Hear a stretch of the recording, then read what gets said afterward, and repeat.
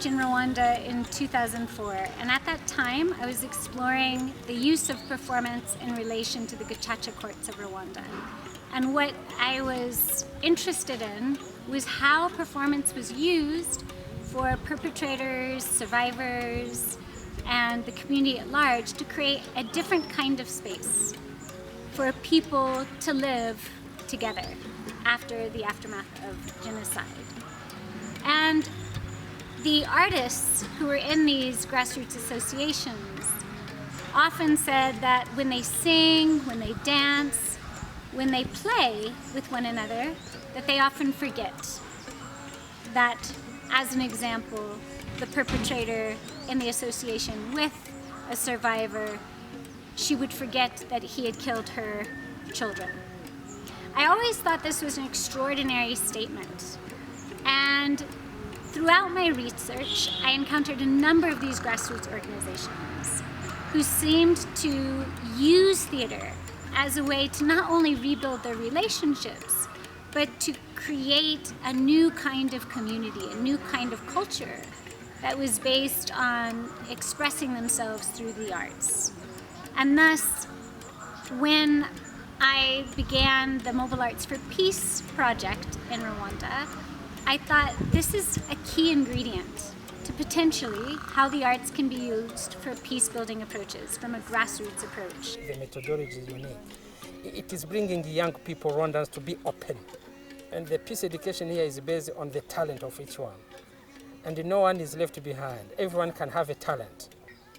So my point was saying, with or without talent, everyone can sit and participate in this approach. The second point is to connect this map with teachers and parents. This could be a gap to be filled.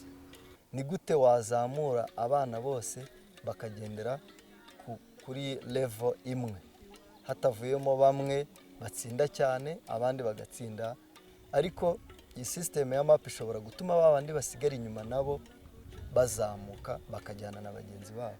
Minedik Reb bakagombye gufata map ikaba nk'imwe muri tool ishobora gufasha implementation ya new curriculum. Kuko new curriculum isaba yuko abana bajya hanze bavumbura bo ubwabo, bakora amatsinda, bakaza babwira mwarimu ibyo bagezeho, itari kuvuga ngo ni mwarimu uri bubahe ibyo bagomba kwiga. Map nakoranye nayo amahugurwa inshuro ebyiri. Map ni uruhando cyangwa ni umwanya mwiza wo kwigiramo uburyo wabana n'abana neza, ukarushaho kubigisha ibintu babikunze, ukajya ubaha umwanya bakishima mukaganira. Map itanga umwanya wo kwaguka mu bitekerezo, bityo birushaho kongera igihe cyiza cyo gukunda amasomo ndetse akarushaho kwiga neza agatsinda. Mu ngengabihe timetable yacu twashyizemo yuko kuwa gatatu nyuma ya saa sita ari igihe twageneye gukora activities za map. Ariko saho gusa kuwa gatatu, kuko no mu masomo hari igihe umwarimu aba yigisha nk'imikino bigiye muri map, akaba yasohoka hagati mu masomo agakoresha ubumenyi yakuye muri map. Iki gihe rero muri kwakurema amatsinda no kubafasha gufatanya, dukoresha system cyangwa uburyo bigiye muri map bukabafasha mu gushyira mu bikorwa curriculum nshyashya. Kuva nayimenya kugeza uyu munsi hari ibintu byinshi nagiye niga ntari nzi imbere. Hari uburyo nabonagamo ibintu, hari uburyo numvaga ko nshobora kuba wenda ndi umunyantege nke mu kintu runaka, ariko uko nagenda ngira ubumenyi kuri map n'uburyo yagiye imfashamo nagiye nzamura urwego rwanjye mu myitozo imwe n'imwe twagendaga dukora. Hari ahantu neza bihurira n'iyi curriculum dufite nshyashya. Harimo ibiyari bifite bihuriye no kubaka teamwork mu bantu, harimo ibifite gutinyura abantu kuba bagaragaza ibyo bifitemo. Nko mu bwubatsi ntago wakigisha kubaka cyangwa ntago wajya kubaka mutari abantu benshi bashyize hamwe. Hakenewe teamwork yo kuba iki kintu cyabasha gukorwa. Rero mu bijyanye no kwigisha hari aho byangijeje ku rundi rwego. Initially, we began exploring how might we address this need.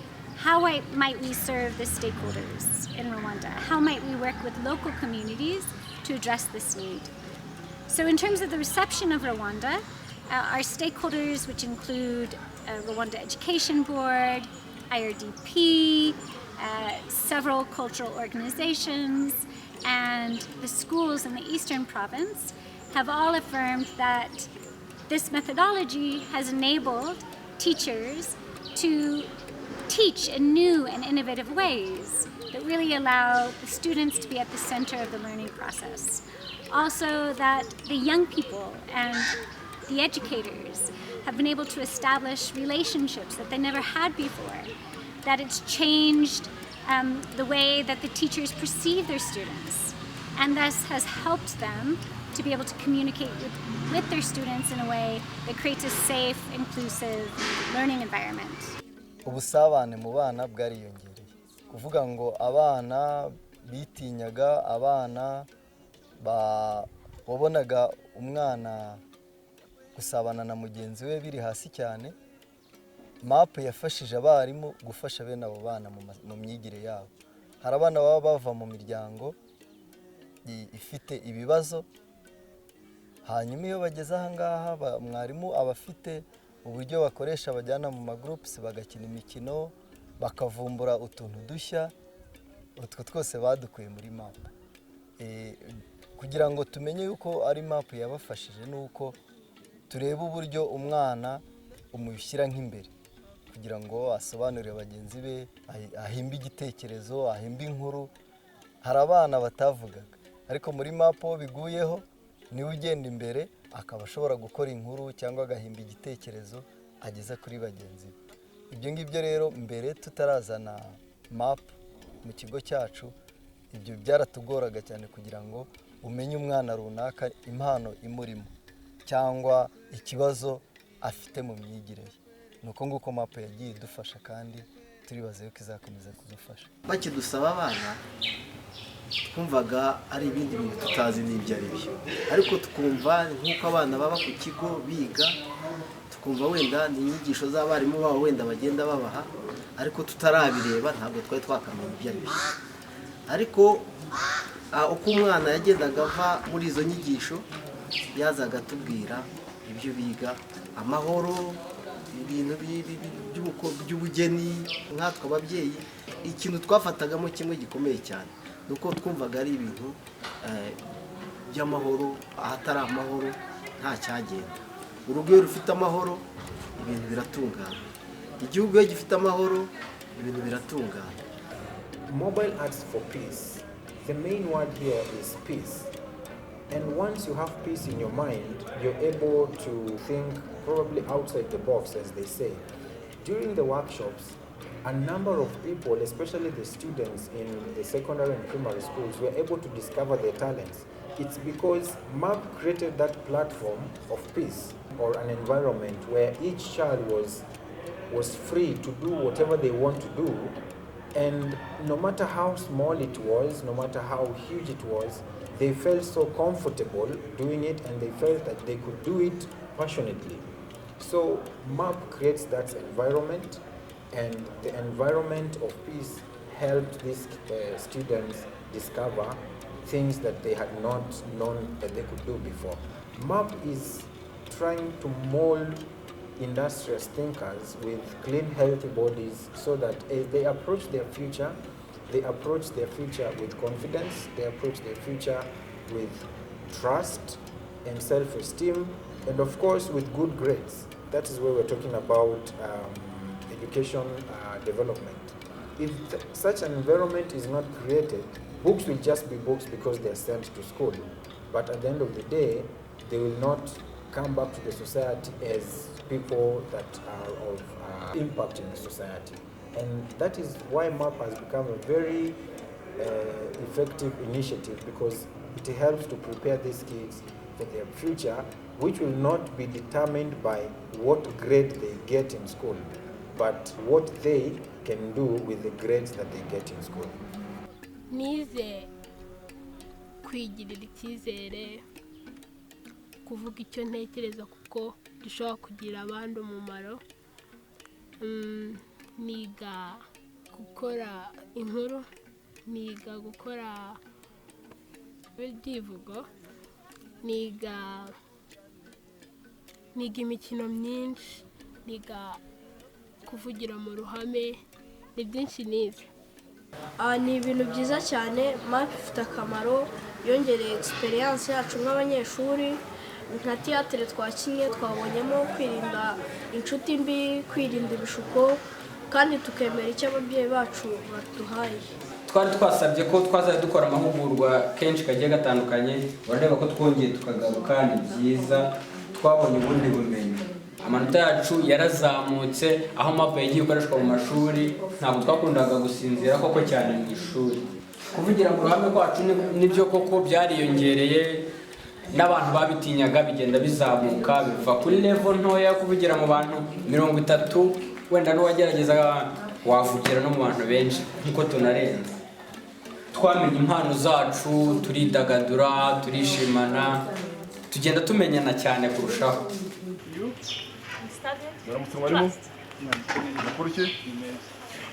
Good morning, accountant. Waramutse. Ndakora mu ishuri mwamwarishe minervale. Hashize amezi abiri hari abantu nabona ngaho badashaka kwishyura. Muramwere warishyuye? Narishyuye yose. Yose. Telefone warishyuye? Narishyuye. Yose. Yego. Nasone warishyuye? Narishyuye. Muramwere warishyuye? Narishyuye. Tonese warishyuye? Narishyuye. Nica. Kusigaye uhagaze. Solange warishyuye? Ngewe rwose iwacu n'abakene. Ko natumye kuri Skongo aze tuvugane yaraje. Nta kintu yabona rwose ngo nishyure rwose. Amezi ntabona bi. Nabira ariko rwose kubera ubukene. Mwambabariye rwose. Map ni projet nziza bitewe n'uburyo nayibonye, ni projet nziza cyane ishobora kugira uruhare rukomeye ku gihugu cyacu. Nge nkumva ko ntago yaguma mu bigo by'amashuri, ahubwo irenga ijya no muri societe muri rusange, mu muryango mugari nyarwanda, ko umuryango mugari nyarwanda ufite ibibazo byinshi bitandukanye. Ibyo bibazo rero nta bundi buryo bafite bwo kubigaragaza. Haramutse habonetse ubwo uburyo bwo kuganira ama open space, ko n'ikintu kimwe nigiye muri map, abantu bashobora kugaragaza ibibazo byabo, bakagaragaza ibyo batekereza muri bo, batabashije kubona aho babiganira. Ntekereza ko habaho kuruhuka muri bo, kandi n'ibyo bibazo bikaba byabasha kujya hanze, bikaba byashakirwa ibisubizo. What is very special for this map? It's a new approach. What we used to do, it was not bringing out individual narratives, their own stories. But in arts, it is mixing up both your personal stories, you face your neighbor, and you progress together in this healing and this storytelling. It is very well connected. So what is original in this and how the Institute will be happy really to go through for these coming years. It's working with secondary school, universities, and communities to connect our dialogue communities with this map, using the arts, but also bringing people really to face their own stories, but knowing about stories of others for change. This is very original compared to what we used to do.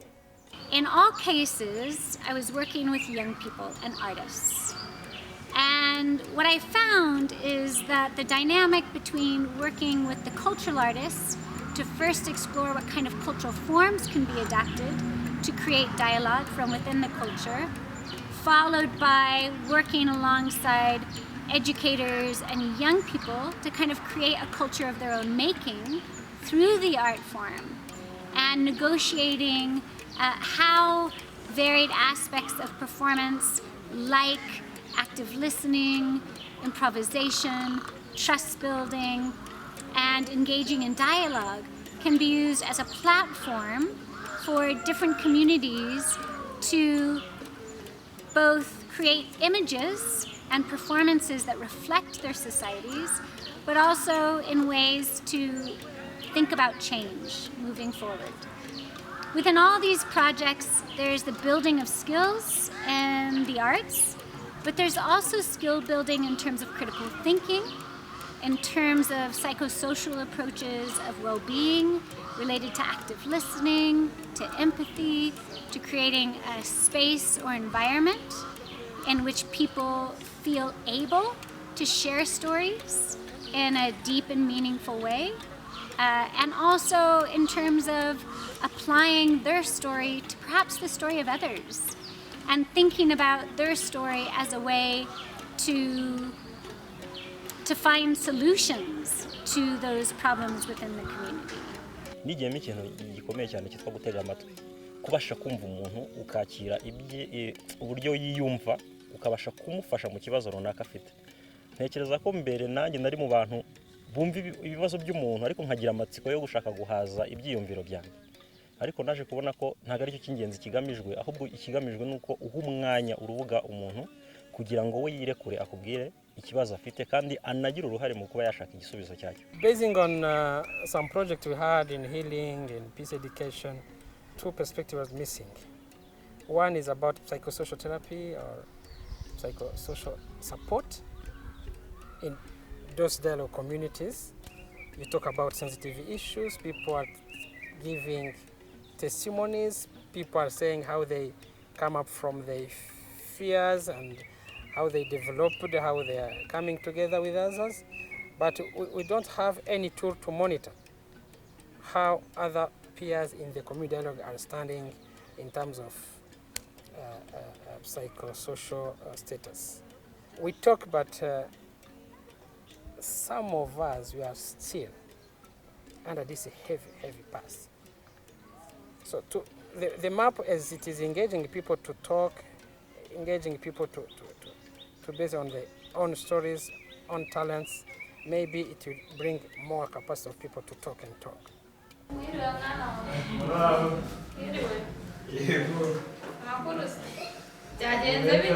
Dari igipapuro cyo muri cyo kunyemera kujya muri interina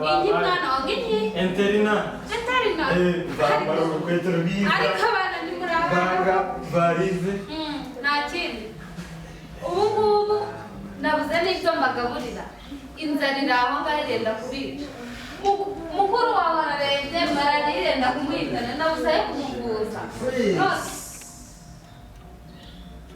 Abantu kenshi bagira ibibazo ariko ntibagire abo babitura cyangwa aho babivugira. Ubundi hari uburyo dusanzwe tumenyereyemo wenda nk'ibiganiro bisanzwe wenda by'amahoro, ariko nk'ikinamico ahantu abantu bose bashobora kugira uruhare mu kinamico, bakareba ikinamico nyuma bakaza gutanga ibitekerezo abantu bakabiganiraho. Kuri njye nasanze ari uburyo bwiza kandi bwakoroshya ibintu kuko icyo gihe muvaho ngaho mwese hari icyo mumenye. It has a huge impact. It has an incredible effect, which is immediate, which is very dynamic at the same time. So, in a sense, I'm thinking that doing that and making sure that these actually become a good vehicle for the community to embrace, I think the impact will be visible, because I mean we've all gone mobile now. It's no longer about sitting on the tele and waiting for the program to come. If a program is nice and if well sensitized and well captured and has its essence, it will go viral and it will change the way how people think, the way how people look at things, and it creates debate. And once it creates debate, then it brings solutions. Our question is, how do we monitor? How do we make sure that teachers are really implementing what we do? How trained are they? What innovative methodologies do they have? So the map is one of the response to those gaps. So going in schools, it will help us to bring an additional approach beside those the government is proposing to in the school. But we need a strong and efficient monitoring and evaluation tool to make sure that in the school where we'll be working, we can report how open are the teachers to talk about peace issues. And all those issues to peace are very sensitive. And those people are not always well equipped with methodology. MAP is bringing it. Let's do it.